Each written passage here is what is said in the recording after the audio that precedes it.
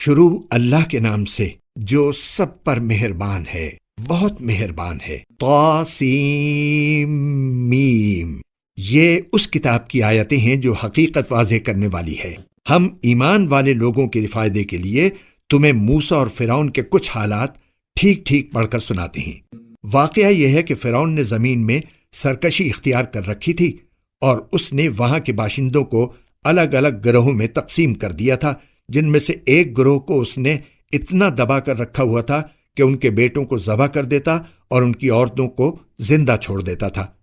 حقیقت یہ ہے کہ وہ ان لوگوں میں سے تھا جو فساد پھیلایا کرتے ہیں، اور ہم یہ چاہتے تھے کہ جن لوگوں کو زمین میں دبا کر رکھا گیا ہے ان پر احسان کریں، ان کو پیشوا بنائیں، انہی کو ملک و مال کا وارث بنا دیں اور انہیں زمین میں اقتدار عطا کریں، اور فرعون، حامان اور ان کے لشکروں کو وہی کچھ دکھا دیں جس سے بچاؤ کی وہ تدبیریں کر رہے تھے۔ اور ہم نے موسیٰ کی والدہ کو الہام کیا کہ تم اس بچے کو دودھ پلاؤ، پھر جب تمہیں اس کے بارے میں کوئی خطرہ ہو تو اسے دریا میں ڈال دینا، اور ڈرنا نہیں اور نہ صدمہ کرنا۔ یقین رکھو ہم اسے واپس تمہارے پاس پہنچا کر رہیں گے اور اس کو پیغمبروں میں سے ایک پیغمبر بنائیں گے۔ اس طرح فرعون کے لوگوں نے اس بچے یعنی حضرت موسیٰ علیہ السلام کو اٹھا لیا تاکہ آخر کار وہ ان کے لیے دشمن اور غم کا ذریعہ بنے۔ بے شک فرعون، حامان اور ان کے لشکر بڑے خطا کار تھے۔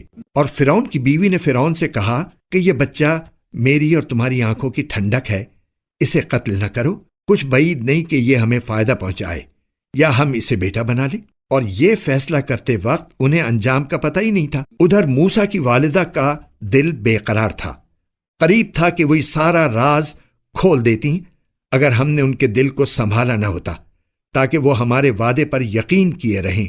اور انہوں نے موسیٰ کی بہن سے کہا کہ اس بچے کا کچھ سراغ لگاؤ۔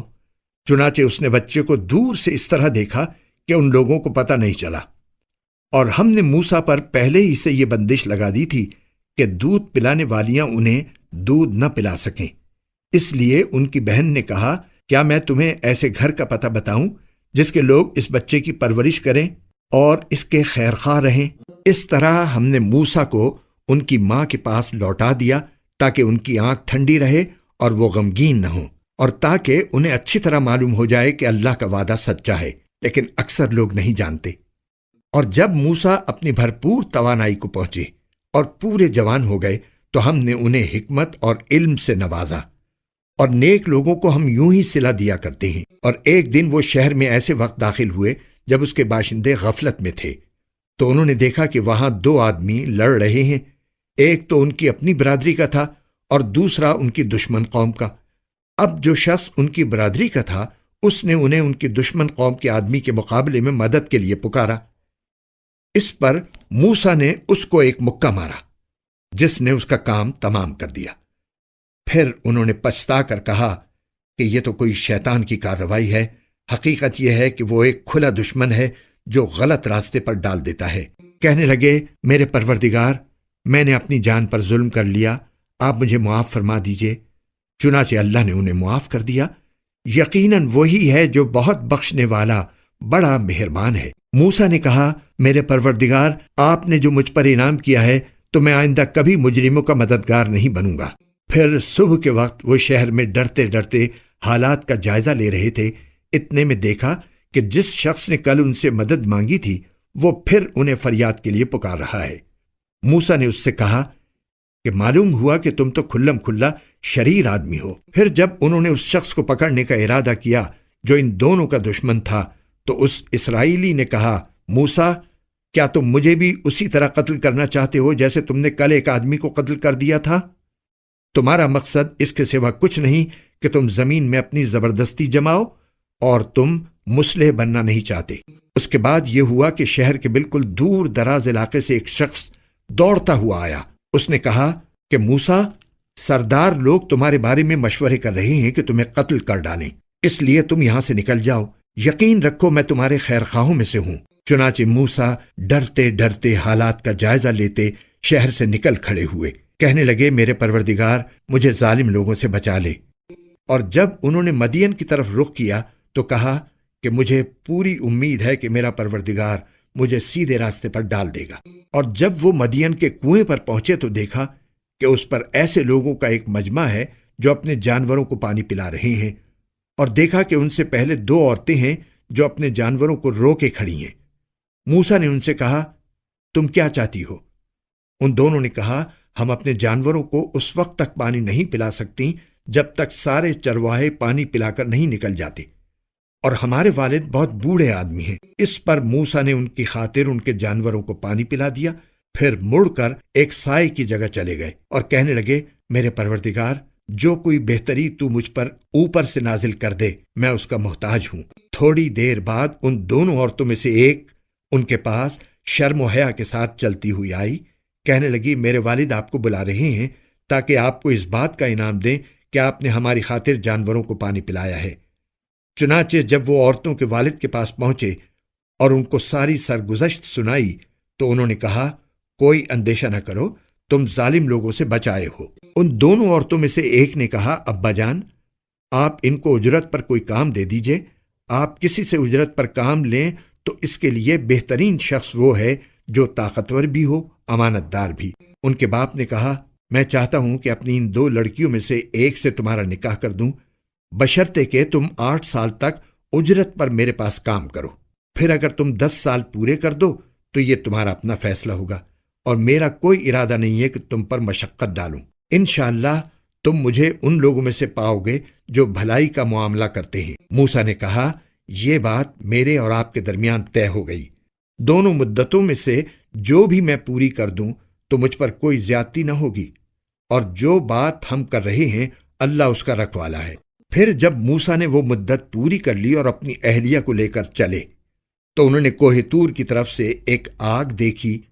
انہوں نے اپنے گھر والوں سے کہا، ٹھہرو، میں نے ایک آگ دیکھی ہے، شاید میں وہاں سے تمہارے پاس کوئی خبر لے آؤں یا آگ کا کوئی انگارہ اٹھا لاؤں تاکہ تم گرمائی حاصل کر سکو۔ چنانچہ جب وہ اس آگ کے پاس پہنچے تو دائیں وادی کے کنارے پر جو برکت والے علاقے میں واقع تھی، ایک درخت سے آواز آئی کہ اے موسیٰ، میں ہی اللہ ہوں، تمام جہانوں کا پروردگار، اور یہ کہ اپنی لاٹھی نیچے ڈال دو۔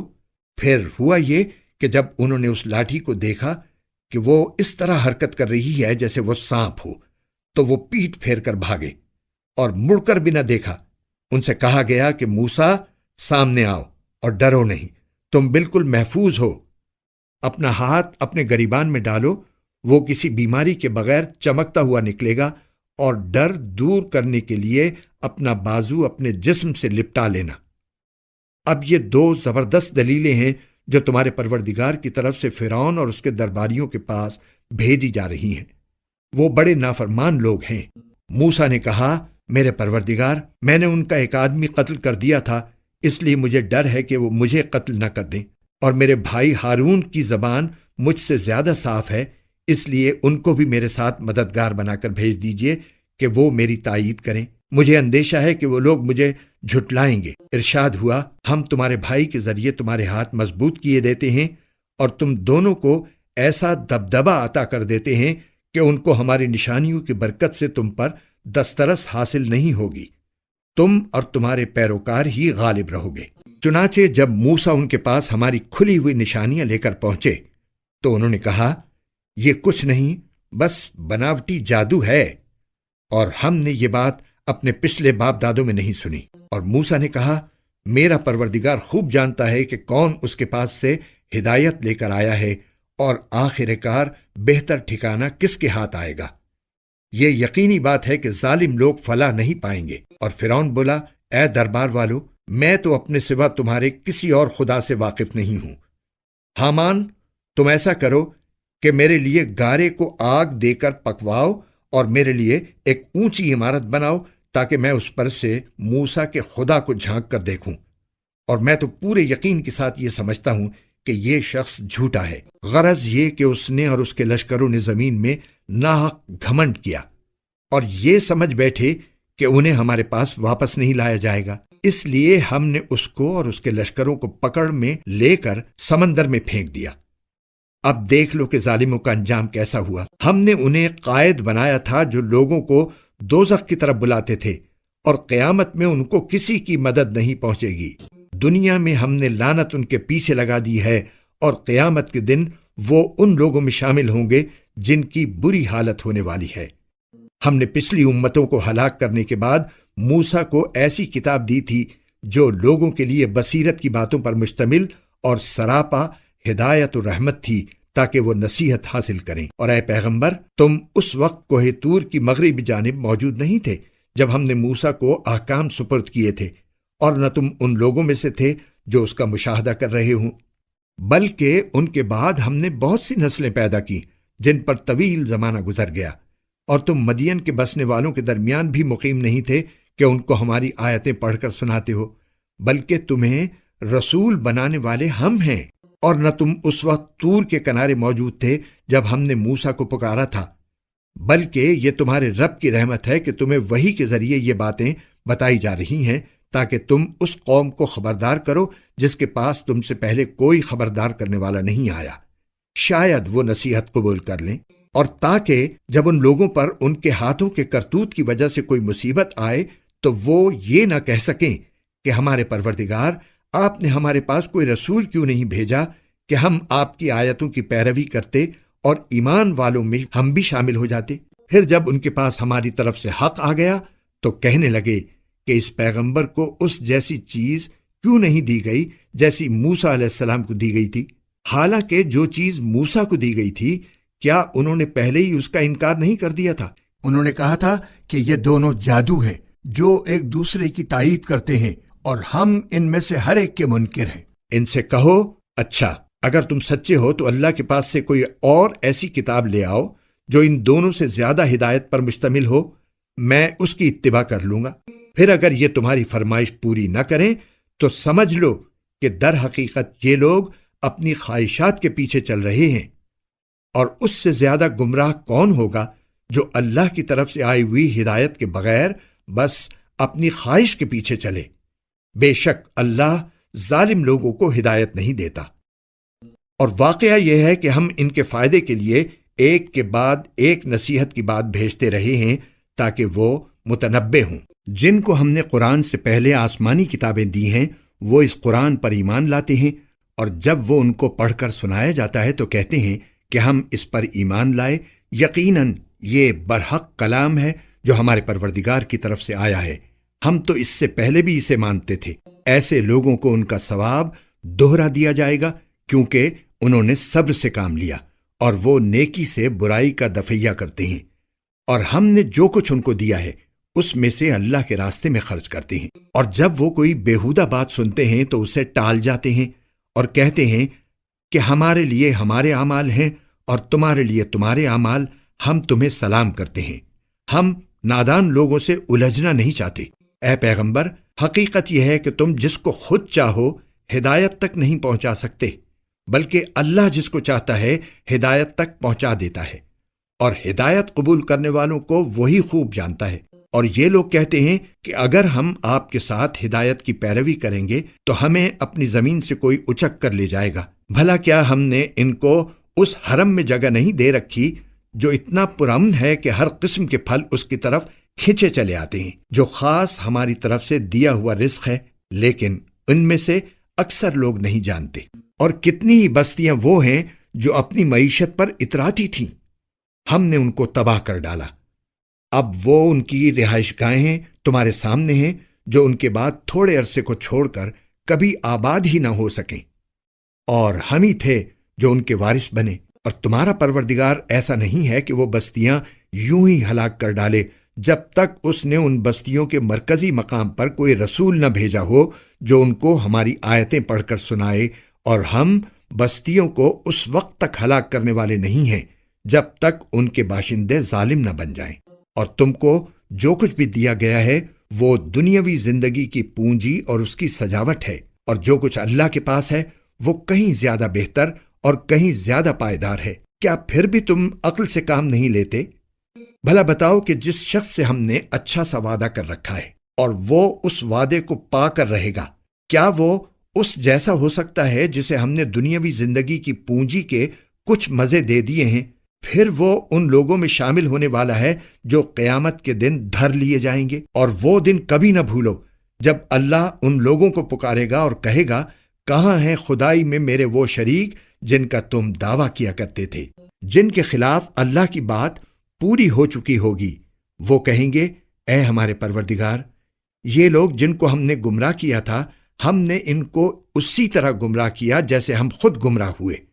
ہم آپ کے سامنے ان سے دستبردار ہوتے ہیں، یہ ہماری عبادت نہیں کرتے تھے۔ اور ان کافروں سے کہا جائے گا کہ پکارو ان کو جنہیں تم نے اللہ کا شریک بنا رکھا تھا، چنانچہ وہ ان کو پکاریں گے مگر وہ ان کو جواب نہیں دیں گے، اور یہ عذاب آنکھوں سے دیکھ لیں گے۔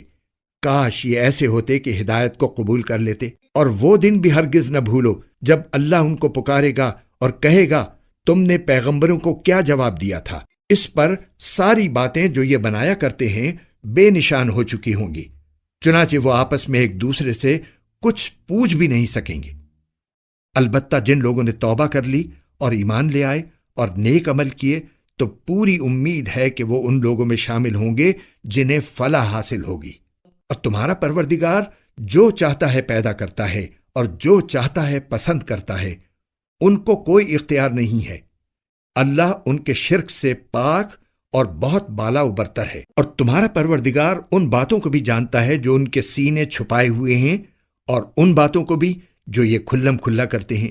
اللہ وہی ہے، اس کے سوا کوئی عبادت کے لائق نہیں۔ تعریف اسی کی ہے، دنیا میں بھی اور آخرت میں بھی، اور حکم اسی کا چلتا ہے، اور اسی کی طرف تم سب واپس بھیجے جاؤ گے۔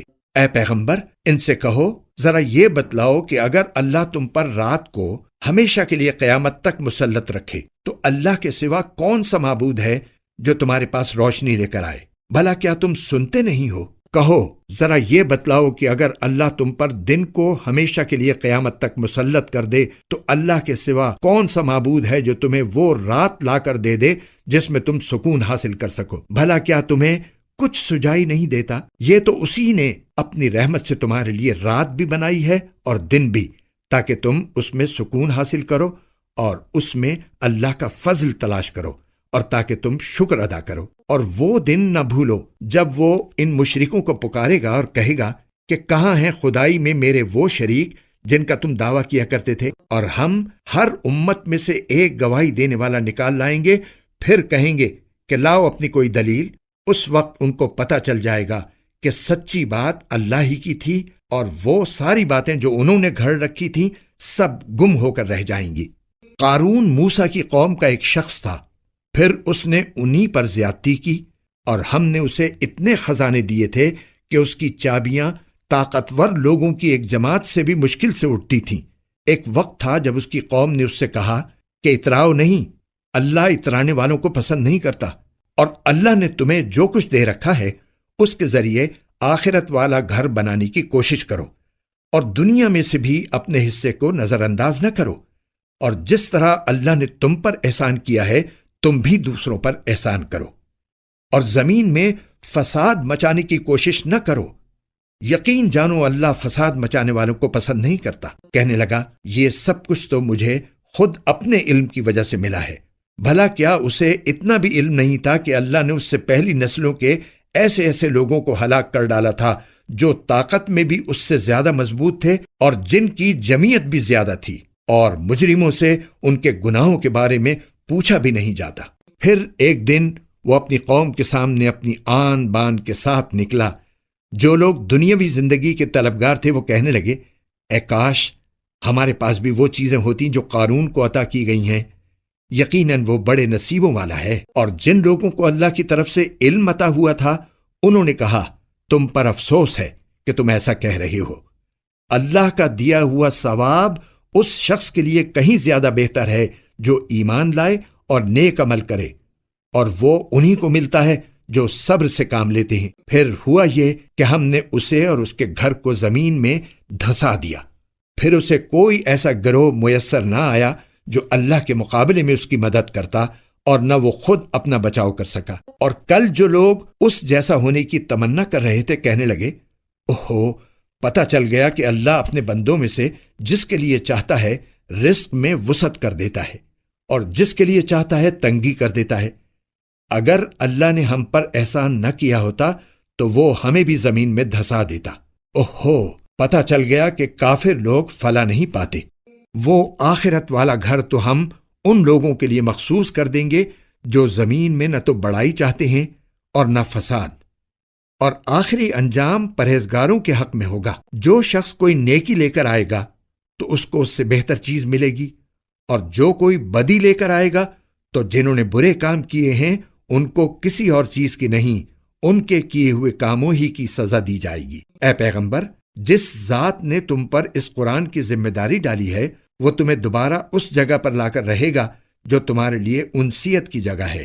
کہہ دو میرا رب اس سے بھی خوب واقف ہے جو ہدایت لے کر آیا ہے، اور اس سے بھی جو کھلی گمراہی میں مبتلا ہے۔ اور اے پیغمبر، تمہیں پہلے سے یہ امید نہیں تھی کہ تم پر یہ کتاب نازل کی جائے گی، لیکن یہ تمہارے رب کی طرف سے رحمت ہے، لہٰذا کافروں کے ہرگز مددگار نہ بننا۔ اور جب اللہ کی آیتیں تم پر نازل کر دی گئی ہیں تو اس کے بعد یہ لوگ تمہیں ہرگز ان پر عمل کرنے سے روکنے نہ پائیں، اور تم اپنے رب کی طرف لوگوں کو دعوت دیتے رہو، اور ہرگز ان مشرکین میں شامل نہ ہونا، اور اللہ کے ساتھ کسی اور معبود کو نہ پکارو، اس کے سوا کوئی معبود نہیں ہے، ہر چیز فنا ہونے والی ہے سوائے اس کی ذات کے، حکومت اسی کی ہے اور اسی کی طرف تمہیں لوٹایا جائے گا۔